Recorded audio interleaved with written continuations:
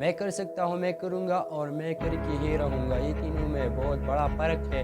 मैं कर सकता हूँ अच्छी बात है, लेकिन बोलने से बात नहीं चलेगा, इसलिए एक स्टेप आगे जाना पड़ेगा। मैं करूँगा, इसमें भी दो पॉसिबिलिटीज़ आते हैं। अगर काम आसान हो तो मैं कर सकता हूँ, अगर मुश्किल हो तो मैं नहीं। अगर आप चाहते हैं मैं करके ही रहूँगा, फिर चाहे कुछ भी हो जाए, वक्त लगेगा, फेल भी होंगे, कुछ सीखना पड़ेगा, कुर्बानी देनी पड़ेगी, लोग मजाक उड़ाएंगे, न जाने कितने आंसू बहाना पड़ेगा, लेकिन एक दिन अपनी मंजिल पर पहुंच जाऊंगा।